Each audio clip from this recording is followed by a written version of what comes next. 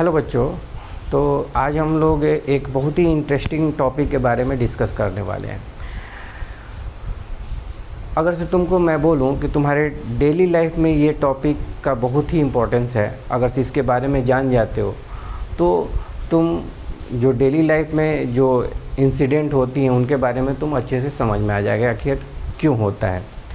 अगर से तुमको मैं बोलूं कि तुम्हारे घर में पॉट हैं, उसमें बहुत ज़्यादा पानी डाल दो, तो जब बहुत ज़्यादा पानी डाल दे तो तब भी वो पॉट के जो प्लांट होते हैं वो सूख जाते हैं। सूख क्या जाते हैं, उनका पत्ती क्या हो जाता है, गिरना शुरू हो जाता है, वो प्लांट ख़राब हो जाते हैं। तो जनरली पूछा गया, कोई पूछे कि आखिर ऐसा क्यों होता है, तुम बोलोगे पानी में उसके जड़ हो जाते हैं, वो सड़ गए हैं। ठीक है, सड़ गए हैं। आखिर सड़ते क्यों हैं? तो अगर से हम देखेंगे कि बहुत सारे ऐसे प्लांट होते हैं जो कि जिनको पानी ना दो तो वो क्या हो जाते हैं, सूख जाते हैं। तो ये सारे चीज़ हम लोग देखने वाले हैं और वो सारा चीज़ तुमको ऑस्मोसिस के कंसेप्ट से ही क्लियर हो जाएगा कि ऑस्मोसिस, जैसे तुम अगर सिंपल सी बात करें तो घर में तुम कपड़े अगर से धोते हो ना, तो कपड़े धोने के बाद तुम्हारे हाथ अजीब टाइप के हो जाते हैं। अगर से वॉशिंग मशीन से नहीं, अगर से घर में हाथ से कपड़े धोते हो तो तुम्हारे स्किन क्या हो जाते हैं, रफ़ टाइप के हो जाते हैं, अजीब से सिंक टाइप के हो जाते हैं। तो वो क्यों होते हैं? वो भी ऑस्मोसिस के कारण होता है। तुम्हारे घर में रेजिन्स होगा, बहुत सारे रेजिन्स को पानी में डाल दो, 4-5 घंटे के लिए छोड़ दो, तो तुम देखोगे कि सारे रेजिन्स स्वेलअप हो जा रहे हैं। तो स्वेलअप हो जाए मतलब फूल गए, तो फूल गए तो आखिर ऐसा क्यों होता है, कैसे होता है? तो वो भी तुम्हारा ऑस्मोसिस के कारण होता है। एक और बहुत अच्छा एग्जांपल मैं बता रहा हूँ। जैसे मान लो तुम देखोगे कि घर में पकौड़ा जो बनाया जाता है तो उसको क्या कर दिया जाता है, कट करने के बाद उसको कुछ टाइम के लिए छोड़ दिया जाता है। तो देखोगे छोड़ने के बाद उसके अंदर से पानी आना शुरू हो जाता है। उसमें नमक डाले रहते हैं तब, अगर से नमक नहीं डाले रहते हैं तो पानी नहीं आता है। घर में अपने गार्जियन से पूछना तो देखोगे कि ऐसा क्यों होता है। तो ये भी सारे ऑस्मोसिस के कारण ही होता है। तो सबसे पहले हम लोग ऑस्मोसिस होता क्या है उसके बारे में डिस्कस कर लेते हैं। देखो, ऑस्मोसिस एक ऐसा डिफ्यूजन का स्पेशल टाइप है। डिफ्यूजन तो हमको पता ही है कि डिफ्यूजन क्या होता है, random motion of any substance from their higher concentration to their lower concentration. तो हम लोग ऑस्मोसिस की बात करें तो ऑस्मोसिस तुम्हारा क्या है, स्पेशल टाइप ऑफ डिफ्यूजन है।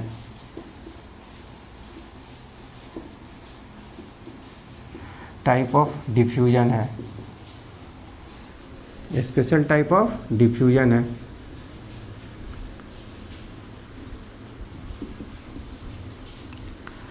अब हमको डिफ्यूजन भी पता होना चाहिए कि आखिर डिफ्यूजन क्या है। अगर से तुम डिफ्यूजन ही नहीं जानोगे तो ऑस्मोसिस क्या जानोगे। तो डिफ्यूजन क्या है, रैंडम मोशन ऑफ पार्टिकल्स। ठीक है, आप लोगों को नोट करना होगा तो नोट कर लेना। Random motion of particles from their higher concentration to their lower concentration. Suppose करो ये सारे पार्टिकल्स हैं, ये सारे क्या हैं, तुम्हारे पार्टिकल्स हैं। तो ये सारे पार्टिकल्स यहाँ पे इनका कंसंट्रेशन क्या है, यहाँ पे अगर से हम बोलें तो इनका कंसंट्रेशन यहाँ पे बहुत ज़्यादा मात्रा में है। तो ये क्या करने, सपोज करो हम ये एक बड़ा सा रूम ले लिए हैं, ठीक है। तो यहाँ पे ये पार्टिकल्स अब क्या करेंगे, उनका मोशन होना शुरू हो जाएगा, ये चारों तरफ मूव करना शुरू करेंगे, हर जगह मूव करना शुरू करेंगे। तो ऐसे ही इसी प्रोसेस को हम लोग क्या बोलते हैं, डिफ्यूजन।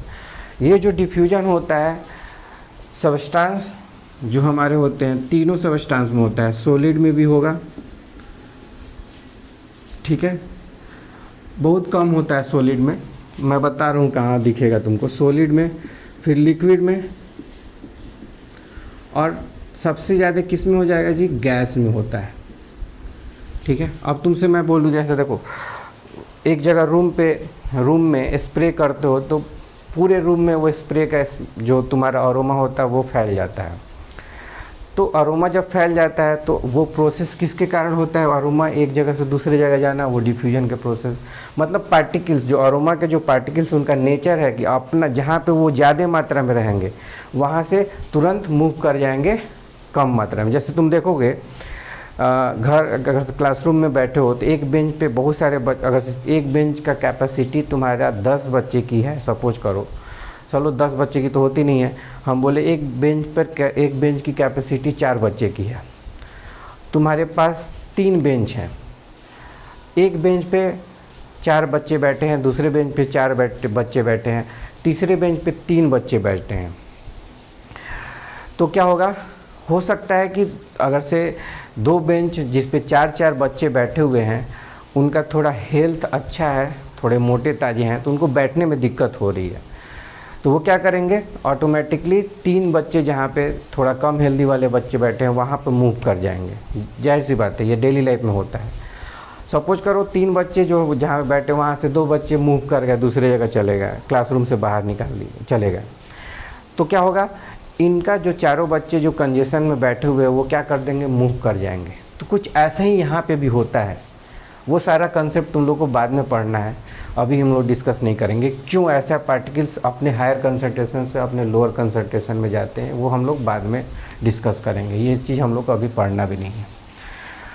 जो मैं बेसिक कंसेप्ट बताऊँ उसी के कंसेप्ट याद रखना है। ऐसे ही पार्टिकल जहाँ ज़्यादा कंसंट्रेशन होगा वहाँ से अपने लोअर कंसंट्रेशन में मूव कर जाएंगे। तो डिफ्यूजन हमको समझ में आ गया कि डिफ्यूजन क्या होता है। अब देखो, जब डिफ्यूजन लिक्विड में होगा ना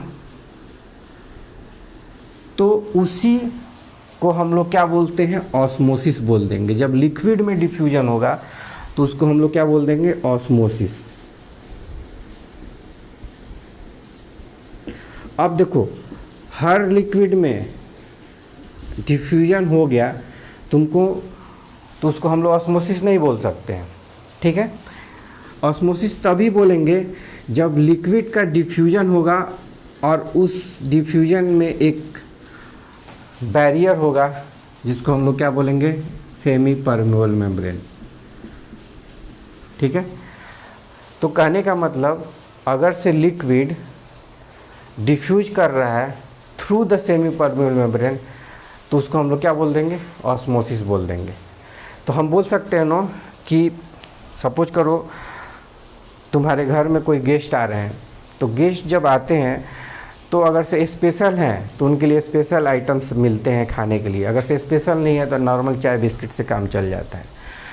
तो हम क्या बोलते हैं यहाँ पे, ऑस्मोसिस का है स्पेशल टाइप ऑफ डिफ्यूजन है। इसका मतलब स्पेशल इसलिए है क्योंकि ये क्या है, सेमी परमेबल मेम्ब्रेन के थ्रू होता है, इसीलिए हम लोग बोलते हैं special type of diffusion. Clear है।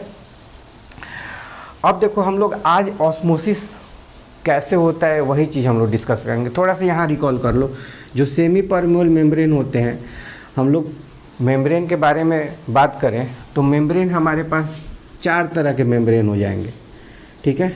4 तरह के तुम्हारे पास मेम्ब्रेन हो जाएंगे, वो हम लोग थोड़ा सा रिकॉल कर लेते हैं। पहला पर मेम्ब्रेन होगा, देखो रैंडमली हम देखें कि सपोज करो एक बैरियर है, ठीक है, जिसको हम मेम्ब्रेन बोल रहे हैं। अगर से आप उस बैरियर से कोई चीज़ पास नहीं कर पा रहा है, ठीक है, पास नहीं कर पा रहा है, तो उसको हम लोग क्या बोलेंगे, इम्परमिएबल है। परमिएबिलिटी का मतलब एक जगह से दूसरे, मतलब एक एरिया है, मान लो ये एरिया है और यहाँ से कोई चीज़ पास करके यहाँ से इधर चला गया, ठीक है, तो परमिएबल है। अगर से नहीं जा पा रहा है तो उसको इम्परमिएबल बोल देंगे। तो जो सेमी परमेबल मेम्ब्रेन हम लोग जो बात करते हैं, सॉरी एक मिनट, सेमी परमेबल मेम्ब्रेन का टाइप नहीं है, ये मेम्ब्रेन का टाइप है। तो हम लोग क्या बोलेंगे, मेम्ब्रेन के 4 टाइप होते हैं, ठीक है, मेम्ब्रेन के 4 टाइप हो जाएंगे। उसी में तुम्हारा एक आ जाएगा, तुमको हम बोल दिए SPM, सेमी परमेबल मेम्ब्रेन, ठीक है। और उसके बाद हम सबसे ऊपर की बात करें तो इम्परमेबल मेम्ब्रेन होगा।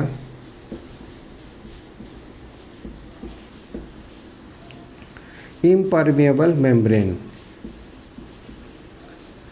ठीक है।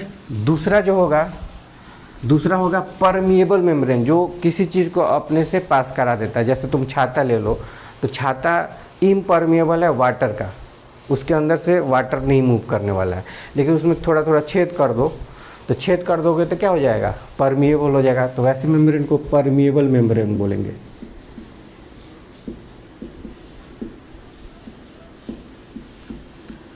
तुम लोग डेली लाइफ में ये सारे मेम्ब्रेन के बारे में डिस्कस कर सकते हो, देख भी सकते हो। और एक स्पेशल मेम्ब्रेन होता है जिसको हम लोग सेलेक्टिव परमिएबल बोलते हैं।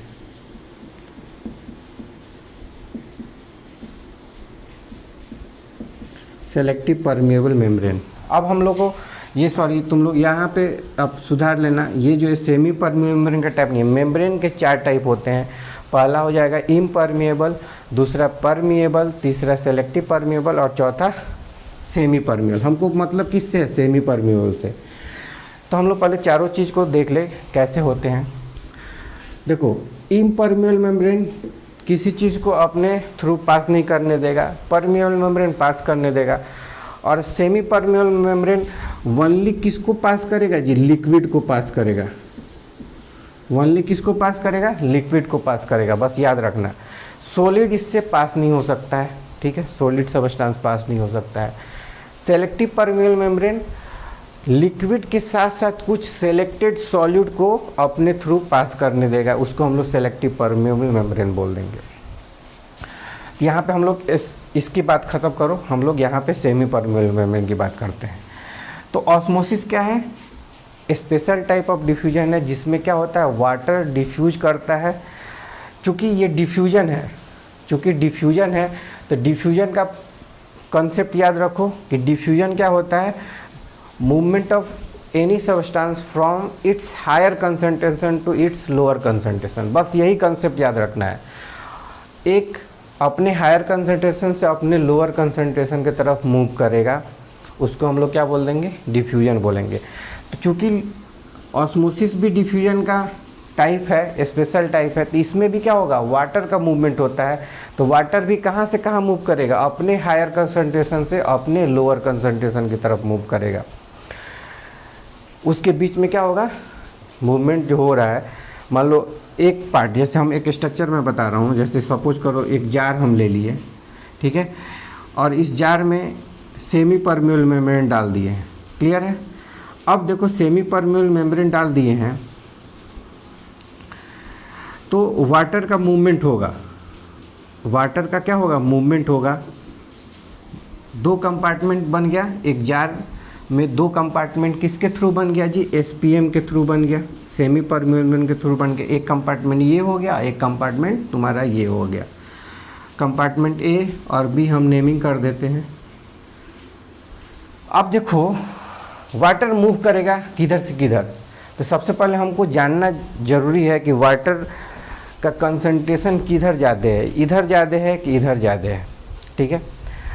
अब देखोगे तुम 2 तरीक़ा से वाटर का कंसंट्रेशन को मेजर कर सकते हो। अब सपोज करो कि हम लोग दोनों कंपार्टमेंट में इक्वल अमाउंट ऑफ वाटर को ऐड करके रखें। इक्वल अमाउंट, इधर भी तुम्हारा 1 लीटर वाटर हो गया, इधर भी तुम्हारा 1 लीटर वाटर हो गया। मान लो 1 लीटर तुम लोग वाटर को ऐड किए हो इधर, 1 लीटर को वाटर को इधर तुम ऐड कर दिए हो, ठीक है। अब देखोगे, जब भी तुम कोई भी लिक्विड में सॉल्यूट को डालते हो तो सॉल्यूट डिजॉल्व होता है, ठीक है। अब सैंड को डालोगे तो डिजॉल्व नहीं होगा, ठीक है। कुछ ऐसे सॉल्यूट होते हैं जो कि इसमें डिजॉल्व होते हैं, जैसे नमक डाल दो या चीनी डाल दो। तो सपोज करो हम तुमको चीनी डाल दें या नमक ही डाल देते हैं। सपोज करो यहाँ हम क्या डाल दिए, NaCl नमक डाल दिए। अब हम जब नमक इसमें डालते हैं ना, तो डिजोल्यूशन का एक प्रोसेस होता है। क्या होगा, ये तुम्हारा सॉल्यूट हो जाएगा। इसको हम लोग जो सॉलिड सब्सटेंस होते हैं, जिसको हम लोग किसी भी लिक्विड सब्सटेंस में डिजोल्व कर रहे हैं, तो उसमें जो ज़्यादा अमाउंट में होंगे उसको हम लोग क्या बोलेंगे, सॉल्वेंट बोलते हैं, और जो कम अमाउंट में होंगे उसको हम लोग सॉल्यूट बोलते हैं। तो ये सॉल्यूट हो गया और ये तुम्हारा वाटर क्या हो जाएगा, सॉल्वेंट हो जाएगा। अब देखो, जब हम सॉल्यूट को सॉल्वेंट में ऐड करते हैं, जब सॉल्यूट को हम लोग किस में ऐड करेंगे जी, सॉल्वेंट में जब ऐड करेंगे, सॉल्यूट को कहाँ ऐड करने वाले हैं, सॉल्वेंट में। तो जब सॉल्यूट और सॉल्वेंट जब ऐड होता है ना, उसको हम लोग क्या बोल देंगे, सॉल्यूशन बोल देते हैं। क्लियर है? कहने का मतलब सॉल्यूशन क्या है, हम बोले सॉल्यूशन, तो सॉल्यूशन में तुम्हारे माइंड में क्या स्ट्राइक करेगा कि इसके अंदर क्या है, एक सॉल्वेंट है और एक सॉल्यूट है। जो ज़्यादा मात्रा में उसको हम लोग क्या बोल देंगे, सॉल्वेंट बोल देंगे, बेसिक चीज़ समझने के लिए, और जो कम मात्रा में उसको सॉल्यूट बोल देंगे।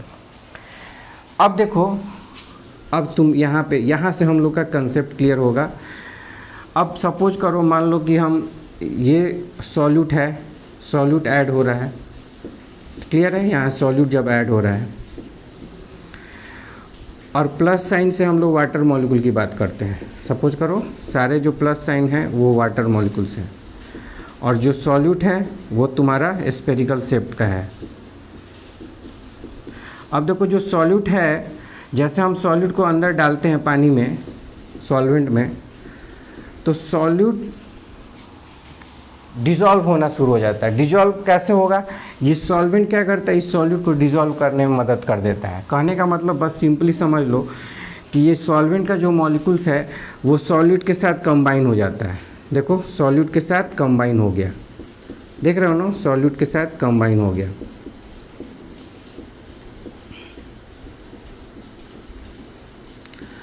अब हम तुमसे बोले कि फ्री वाटर मॉलिक्यूल्स किधर ज़्यादा हैं, फ्री वाटर।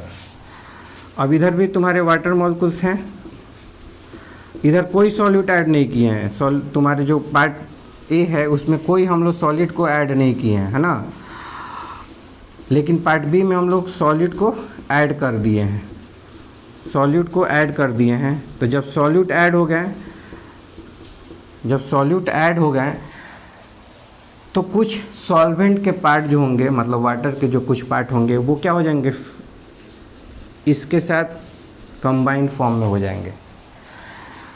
अब बताओ, फ्री वाटर मॉलिक्यूल्स किधर ज़्यादा है, इधर ज़्यादा है और इधर कम है, तो ये क्या होगा, फ्री वाटर मॉलिक्यूल्स जो जिधर ज़्यादा है उधर से कम की तरफ मूव करना शुरू हो जाएगा, मूव करना शुरू हो जाएगा। तो इसी को हम लोग क्या बोल सकते हैं, ऑस्मोसिस। अब देखोगे, तुम बोलोगे कि सर सॉल्यूट क्यों नहीं इधर मूव कर रहा है, बोल सकते हो ना कि सॉल्यूट भी तो इधर मूव कर सकता है, सॉल्यूट इधर कम है इधर ज़्यादा है। अगर से तुम्हारे माइंड में ऐसा क्वेश्चन आता है तो बहुत ही अच्छा है, नहीं आता है तो सोचो कि तुमको थोड़ा सोचना पड़ेगा पढ़ाई के समय। तो सॉल्यूट इसलिए नहीं मूव कर सकता है, जाने की कोशिश तो कर सकता है, सॉल्यूट भी तो जाने की कोशिश कर सकता है, लेकिन ये जो है ना, ये इसको प्रॉब्लम में डाल देता है, कहता है कि हम जाने ही नहीं देंगे। क्यों? क्योंकि ये किसको पास करेगा, ओनली लिक्विड को पास करेगा। तो हम लोग बेसिक कंसेप्ट जान गए ऑस्मोसिस का क्या होता है। अब रहा बात डिफिनीसन की, तो इस कंसेप्ट से तुम लोग 3-4 डिफिनीसन बना सकते हो। हर क्लास के लिए अलग अलग डिफिनीसन हो जाता है, लेकिन सारे डिफिनीसन सही हो जाएंगे। अब देखो, हम तुमको डिफिनीसन की बात करते हैं। देखो, पहला डिफिनीसन, मूवमेंट ऑफ, ध्यान से सुनना सब, पहला definition, movement of water molecules, हम लोग इसकी कंसंट्रेशन की बात करें, movement of water molecules from its lower concentration to its higher concentration. क्या ये ऑस्मोसिस का डिफिनीशन सही है? Movement of water molecules from its lower concentration to its higher concentration, क्या ये डिफिनीशन सही है? गलत है, क्योंकि हम लोग क्या बोल रहे हैं, वाटर का मूवमेंट इसके हायर कंसंट्रेशन से उसी के लोअर कंसंट्रेशन में मूव करेगा। तो डिफिनीशन हमारा पहला डिफिनीशन गलत था। दूसरा डिफिनीशन हम क्या बोल रहे हैं कि movement of water from its higher concentration, मतलब वाटर के हायर कंसंट्रेशन से इसके उसी के लोअर कंसंट्रेशन में होगा, उसको हम लोग क्या बोलेंगे, ऑस्मोसिस। मतलब movement of water from its higher concentration to its lower concentration is called osmosis. अब हम कंसंट्रेशन, वाटर कंसंट्रेशन की जो बात करते हैं हम लोग, जनरली हम लोग वाटर कंसंट्रेशन बोल देते हैं, लेकिन होता क्या है, वो वाटर पोटेंशियल होता है, ठीक है, या केमिकल पोटेंशियल बोलते हैं। अब दूसरा डिफिनीशन देखो, movement of water from lower solute concentration to higher solute concentration. देखो ध्यान देना, ये डिफिनीशन, चूँकि इधर कोई सॉल्यूट नहीं है तो लोअर सॉल्यूट कंसंट्रेशन हो गया, ना है तो लोअर बोल सकते हैं, इधर ज़्यादा है सॉल्यूट तो इसको हम लोग ज़्यादा बोल सकते हैं। तो movement of water from lower solute concentration to higher solute concentration is called osmosis. तो दो डिफिनीशन तुमको क्लियरली आ गया। तो ऑप्शन में तुम्हारे ऐसे क्वेश्चन आ सकते हैं, डिफ्यूजन का डिफिनीशन दे देगा, तुम लोग लोअर हायर में अगर से कन्फ्यूजन रहेगा तो ऐसे क्वेश्चन तुम लोग गलत करके आ सकते हो। ठीक है, तो हम लोग क्या सीखे आज, ऑस्मोसिस के बारे में छोटा सा कंसेप्ट सीख लिए। अब देखो, जैसे तुमको कुछ एग्जांपल बता रहा हूँ, जैसे सपोज करो तुम गमले में प्लांट लगाए हो और कुछ डेली पानी डाल रहे हो, तो ठीक है, कभी कभी ऐसा होता है जब ज़्यादा पानी डाल देते हो तो पानी क्या हो जाता है, सूख जाता है। ठीक है, सॉरी पानी सूख नहीं जाता है, प्लांट भी कभी कभी सूख जाता है, और पानी तो सूख जाता है, वो तो इवोपरेशन के कारण बाहर चला जाता है, वो भी हो सकता है। तो आखिर ऐसा क्यों होता है, वो हम लोग अगले लेक्चर में डिस्कस करने वाले हैं।